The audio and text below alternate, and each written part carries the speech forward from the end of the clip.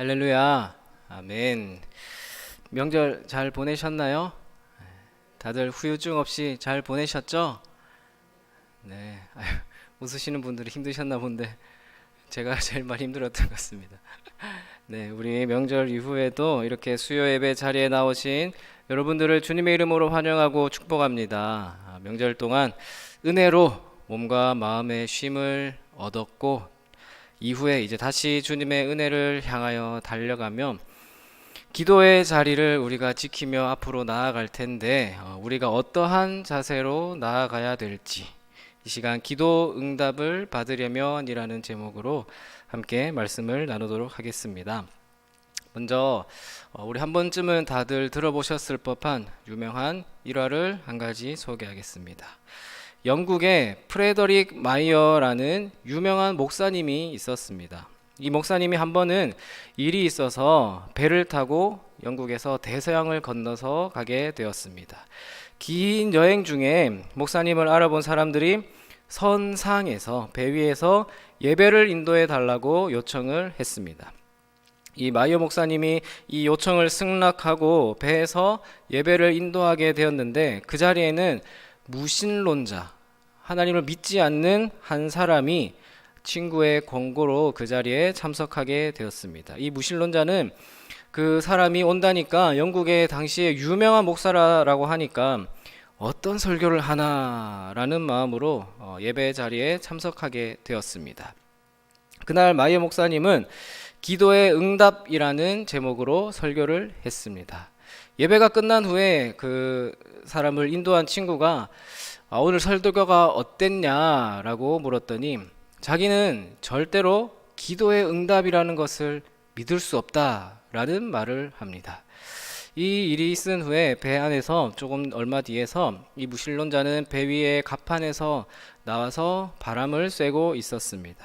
바람을 쐬고 있는데 어떤 한 부인이 창백한 안색으로 그 썬비치라고 할까요? 어떤 의자에 앉아서 반쯤 잠들어 있는 모습을 보고는 그 의자 위로 축 처져 있는 그 부인의 양 손바닥 위에 가지고 있던 오렌지 2개를 올려 두었습니다. 그래서 그 같이 있던 친구가 물었습니다. 아니, 아는 사람이니? 그러자 그 사람은 모르는 사람이고 그냥 재미로 장난친 거라고 대답했습니다. 그렇게 갑판을 한 바퀴 돌고 나서 다시 그 자리에 지나가는데 그 잠을 깬 부인이 아주 기분 좋아하면서 오렌지를 맛있게 먹고 있는 겁니다. 그래서 이 무신론자가 가서 아이고 오렌지를 참 맛있게 드시네요 라고 말을 건넸더니 이 부인이 아주 상기된 얼굴로 대답하기를 네, 맛있어요. 하나님을 찬양합니다 라는 대답을 합니다. 그러자 이 무신론자가 아니 갑자기 왜 하나님을 찬양합니까? 그 오렌지는 제가 부인한테 드린 겁니다 라고 했습니다. 그러자 이 부인이 대답하기를 그랬군요. 당신이 바로 기도 응답의 도구였군요. 감사해요. 사실 저는 뱃멀미가 너무 심해서 갑판에 나와서 기진맥진한 상태에서 하나님께 하나님 오렌지 2개가 너무 먹고 싶어요 라고 기도를 했던 참이었거든요. 이 마이어 목사님이 나중에 이 이야기를 전해 듣고 말하기를 기도의 응답을 믿지 않는 무신론자를 사용하신 하나님의 기도 응답이라고 말했습니다. 기도의 응답을 믿지 않는 이 무신론자를 사용하신 하나님의 기도 응답. 자, 이 이야기를 먼저 드리는 이유는요. 오늘 본문 느헤미야에도 이런 비슷한 이야기가 기록되어 있습니다. 느헤미야가 살았던 시대는 바벨론 포로 시대입니다. 바벨론에 3차례에 걸쳐 잡혀갔죠. BC 605년에 1차로 그 이후에 2차, 3차로 끌려갔다가 한 70년 정도를 바벨론에서 포로 생활을 하게 됩니다. 그러다가 또 한 70년 더 있다가 페르시아의 그 고레스가 바벨론을 멸망시키고 그때 잡혀갔던 포로들을 다시 본국으로 돌려보내게 됩니다. 그때 1차로 스룹바벨이 포로를 데리고 이스라엘로 돌아가서 성전 재건 사역을 시작했습니다. 근데 온갖 방해와 어려움 속에서도 20년 동안 20년이란 시간이 걸려서 성전을 완성하게 되었습니다. 또 한 50년 뒤에는 2차로 또 에스라가 사람들을 이끌고 예루살렘으로 돌아오게 되었습니다. 자, 1차 때는 스룹바벨이 성전을 재건하는 사역을 감당했다면 이 2차 때는 에스라가 하나님의 말씀을 선포하고 가르치고 이스라엘 백성들의 영적 재건의 사역을 감당했던 사람이었습니다. 에스라의 2차로 포로 귀환이 있은 후에 또 한 10년 정도의 시간이 흘러서 이제는 다시 오늘 느헤미야에 의해서 3차 포로 귀환자들이 예루살렘으로 돌아오게 됩니다. 느헤미야는 이스라엘 민족을 이끌고 3차로 예루살렘으로 돌아오게 한 일과 무너졌던 예루살렘 외곽 성벽을 재건해서 민족의 정체성과 주권을 회복시킨 인물입니다. 바사 제국, 그러니까 페르시아 제국은요, 왕이 바뀔 때마다, 그러니까 정권이 바뀔 때마다 이 이방 민족들에 대한 정책이 달라졌습니다. 처음에 끌고 갔을 때는 고레스 왕이었는데 이 고레스 왕은 이스라엘 민족에게는 조금 호의적이었지만 시간이 지나고 그 다음 왕인 아닥사스다 왕은요, 좋지 않은 입장을 가지고 있던 왕이었습니다. 자, 지금 이런 상황에서 지금 아닥사스다 왕의 치하에 있는데 그 왕의 술관원이 누구냐면은 느헤미야인 거예요. 느헤미야. 자, 이 상황에서 하나님은 느헤미야의 기도를 응답하시기 위해서 예루살렘 재건에 있어서 가장 부정적이었던 이 이스라엘 백성들에게 호의적이지 않은 이 아닥사스다 왕을 느헤미야의 기도 응답의 도구로 사용하신 것입니다. 그 내용이 느헤미야에서 쭉 이어서 나오는 거예요. 하나님은 이 놀라운 사건을 통해 기도 응답에 관해서 오늘 우리에게도 말씀하십니다. 무엇보다 우리는 최악의 상황에서도 하나님이 놀라운 방법으로 우리의 기도를 응답해 주실 것이다 라는 그 사실을 우리가 믿을 수 있어야 하는 것입니다. 그렇다면 오늘 본문을 통해서 우리가 알 수 있는 기도 응답에 관한 비결이라고 할까요? 최악의 상황 속에서도 놀라운 기도의 응답을 받을 수 있는 비결에 대해서 나누도록 하겠습니다. 기도의 응답을 위해서 첫 번째는 무엇이냐면 죄의 문제를 해결해야 합니다. 죄의 문제를 해결해야 합니다. 기도 응답을 방해하는 여러 가지 장애물들이 있습니다. 그러나 가장 큰 장애물은 기도하는 사람의 죄의 문제라고 할 수 있습니다.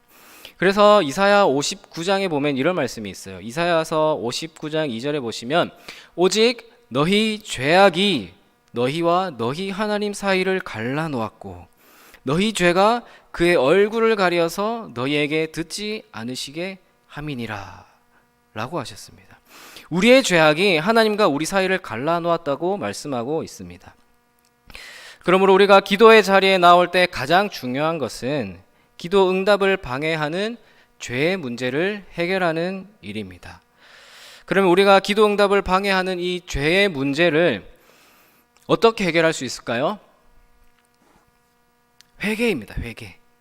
회개는 우리의 잘못을 깨닫고 하나님 앞에 용서를 구하는 것이죠. 회개는 하나님 앞에 엎드려서 나의 죄를 고백하는 것부터 시작이 되어집니다. 이것을 이제 신약에 와서는요, 자백이라고 표현을 해요. 신약에 와서는 자백이라는 표현을 합니다. 요한 1서 1장 9절 말씀을 보시면 만일 우리가 우리 죄를 자백하면 그는 미쁘시고 의로우사 우리 죄를 사하시며 우리의 모든 불의에서 깨끗하게 하실 것이요. 자, 자백하다 이 말은 시인하다, 고백하다 이런 의미인데요. 이렇게 성도의 신실한 죄의 자백은 하나님과 우리 사이에 막힘이 없는 이 기도의 통로를 열어줍니다. 자, 그래서 오늘 본문으로 돌아와서 느헤미야는요, 기도를 시작하면서 회개를 먼저 합니다. 오늘 본문 6절 7절 말씀입니다. 우리 6절 7절 말씀을 함께 보겠습니다. 이제 종이 주의 종들인 이스라엘 자손을 위하여 주야로 기도하오며 우리 이스라엘 자손이 주께 범죄한 죄들을 자복하오니 주는 귀를 기울이시며 눈을 여시사 종의 기도를 들으시옵소서. 나와 내 아버지의 집이 범죄하여 주를 향하여 크게 악을 행하여 주께서 주의 종 모세에게 명령하신 계명과 율례와 규례를 지키지 아니하였나이다.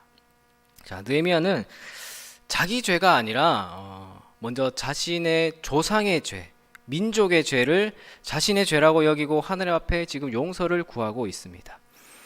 크게 악을 행하여 라고 고백을 하고 있습니다. 그래서 그리스도인은 죄를 하나님의 관점에서도 볼 수 있어야 합니다. 이 자백이라는 말이 죄를 보시는 하나님의 관점에 동의하고 인정하는 것을 의미하기도 합니다. 이 자백한다라는 그 안에는 하나님의 관점에, 하나님이 그 우리의 죄에 관한 것을 보시는 것에 그 관점에 동의하고 나도 인정한다라는 것을 의미한다라는 것이죠. 그러므로 모든 기도는 우리의 죄를 자백하는 것으로부터 시작해야 합니다. 회개로부터 시작해야 합니다. 그럴 때 우리의 기도를 가로막고 있는 장애물들이 옮겨지고 기도의 통로가 열리는 것입니다. 그래서 첫 번째 문제는 회개, 죄의 문제를 해결해야 하고, 두 번째로는 약속의 말씀이 기도의 내용이 되어야 합니다. 약속의 말씀이 우리의 기도의 내용이 되어야 한다라는 것입니다. 응답받는 기도의 가장 큰 특징이 하나 있습니다. 그것은 바로 응답받는 기도에는 성경적 근거, 말씀이 기도의 내용이 된다라는 것입니다. 야고보서 4장 3절에 보시면 구하여도 받지 못함은 정욕으로 쓰려고 잘못 구하기 때문이라 라고 말씀하셨어요. 정욕으로 쓰려고 잘못 구하면 기도의 응답을 받지 못한다라고 말씀하고 있습니다. 응답받지 못하는 기도에는 잘못된 근거가 있다라는 것이죠. 올바른 기도로서 응답받는 기도는 이 성경적인 근거를 가지고 있는데, 이 근거가 바로 하나님의 약속의 말씀입니다. 말씀에 근거가 있다라는 것입니다. 자, 그래서요, 우리는 무엇이든 기도할 수 있지만 무엇이든지 응답받을 수는 없습니다. 다시요. 우리가 무엇이든지 기도할 수 있어요. 무엇이든지 기도를 할 수는 있지만 무엇이든지 다 응답받을 수는 없다라는 것입니다. 우리의 기도가 응답받기에 합당한 기도, 응답받을 만한 기도인지는 아니면 응답받을 수 없는 기복적인 기도인지는 그에 대한 기준이 있는데, 그 기준이 바로 성경이라는 말씀이에요. 성경적인 근거에 따른다라는 겁니다. 그 기도 응답에 관한 기준은 성경적 근거에 있다라는 것입니다. 다시 말해서요, 하나님 약속에 근거한 기도냐 아니냐에 따라서 응답이 달라진다라는 것입니다. 말씀을 바로 알고 이 말씀을 믿고 붙들며 기도해야 라는 것입니다. 오늘 본문에서 느헤미야는 이 성경 말씀의 근거에서, 약속의 말씀의 근거에서 기도를 했습니다. 8절 9절의 내용이 그 기도의 내용입니다. 우리 8절 9절 말씀 함께 읽어보겠습니다. 8절 9절입니다. 옛적에 주께서 주의 종 모세에게 명령하여 이르시되 만일 너희가 범죄하면 내가 너희를 여러 나라 가운데 흩을 것이요 만일 내게로 돌아와 내 계명을 지켜 행하면 너희 쫓긴 자가 하늘 끝에 있을지라도 내가 거기서부터 그들을 모아 내 이름을 두려고 택한 곳에 돌아오게 하리라. 신 말씀을 이제 청하건대 기억하옵소서. 자, 이 8절 9절에 나온 기도의 내용은요, 느헤미야가 이런 기도를 하고 있는 겁니다. 하나님, 모세를 통해서 이렇게 말씀하셨지 않습니까? 기록된 말씀에 모세를 통해서 이렇게 우리에게 말씀해 주셨지 않습니까? 라는 것입니다. 출애굽 당시 모세에게 하신 약속의 말씀으로 신명기에 기록된 말씀입니다. 하나님 앞에 불순종하고 우상을 섬기고 범죄하면 하나님께서 징계를 내려서 이방 나라에게 포로가 될 것을 하나님은 경고하셨습니다. 그러나 만약 그 가운데서 다시 회개하고 하나님을 찾으면 하나님이 그들을 불쌍히 여기셔서 다시 회복해 해주신다라는 그 약속의 말씀도 함께 기록되어 있습니다. 지금 느헤미야는 하나님께서 모세에게 약속하신 그 약속의 말씀을 근거로 이스라엘의 회복을 구하고 있습니다. 그러므로 하나님의 뜻을 알고 기도하는 하나님의 백성이 되기 위해서는 약속의 말씀인 성경을 가까이 해야 합니다. 기도하는 사실, 기도한다는 그 사실 그 이상으로 무엇을 기도하는지가 중요하기 때문입니다. 기도하는 것 이상으로 중요한 것이 기도의 근거이고 내용입니다. 그래서 여러분들의 기도가 주님의 약속의 말씀이 되시기를, 또 우리의 기도의 근거가 되고 내용이 되어서 응답받는 그런 기도를 하실 수 있기를 바랍니다. 자, 세 번째는 기도를 하면서 우리의 시선은 하나님께 두어야 합니다. 기도의 시선이 하나님께 있어야 한다라는 것입니다. 기도의 대상은 하나님이십니다. 기도를 받는 분은 하나님이십니다. 우리의 기도는 하나님께 기도를 하는 것이고 하나님이 기도를 들으시고 응답하시는 것입니다. 그러니까 우리는 당연히 기도할 때는 하나님을 바라봐야 한다라는 것이죠. 그런데 우리는 하나님께 기도를 하면서도 마치 하나님으로는 충분하지 않은 것처럼 시선은 하나님을 향하고 있는 것 같으면서도 세상을 보고 사람의 눈치를 보게 됩니다. 찬양의 시선이란 찬양도 있잖아요. 모든 시선을 주님께 드리고 라는 그런 고백을 하지만 시선이 주님께 가 있지 않은 경우가 많다라는 것이죠. 하나님은 우리가 곁눈질하는 것을 싫어하십니다. 예수님께서 갈릴리 호수에서 제자들에게 나타나셨죠. 나타나셨을 때 베드로를 물 위로 걷게 하셨습니다. 그때 물 위를 걷던 베드로가 물 속에 빠져 들어간 이유가 무엇이었습니까? 처음에는 베드로도 예수님의 정체를 알지 못해서 두려웠어요. 두려워서 그렇게 떨다가 한마디를 하죠. 주님이시라면 물 위로 오라고 해주세요 라는 그런 말을 합니다. 자, 그렇게 주님께 이것 해달라고, 주님 걷게 해주세요, 물 위로 걷게 해달라고 했으면 끝까지 주님 보고 가야죠. 그런데 어떻게 됐습니까? 베드로가 시선을 주님께 두고 있을 때는 풍랑이 두렵지 않았습니다. 그러나 그 시선을 주님이 아니고 옆으로 풍랑으로 파도에 두기 시작하자 주님은 보이지 않고 파도만 크게 보여서 두려움에 빠져서 물속에 빠진 것입니다. 그래서 예수님은 우리의 마음을 다하여 목숨을 다하여 힘과 뜻을 다하여 하나님을 사랑하라 라고 말씀하셨습니다. 하나님만 바라보라 라는 것이죠. 기도 생활에서도 마찬가지입니다. 사실 느헤미야에게 있어서 가장 현실적으로 도움을 받을 수 있는 사람이 따로 있었습니다. 쉽게 도움을 해결할 수 있는 사람이 있었어요. 아까 서두에서 어떤 시대라고 말했습니까? 아닥사스다 왕의 시대잖아요. 느헤미야는 그 아닥사스다 왕의 가장 신임을 받고 있는 술관원이었고요. 그러니까 왕에게 가서 저희 이제 이 백성들 데리고 가봐야겠습니다. 그러니까 돌아가서 우리 이스라엘 성벽을 다시 건축할 수 있게 도와주시옵소서, 통촉하여 주시옵소서 라고 찾아갔으면 충분히 해결받을 수 있을 것입니다. 느헤미야는 날마다 그 느헤미야 그 아닥사스다 왕을 만나는 위치에 있었으니까요. 그런데도 느헤미야는 그 자기의 문제를 왕에게 바로 아뢰지 않았습니다.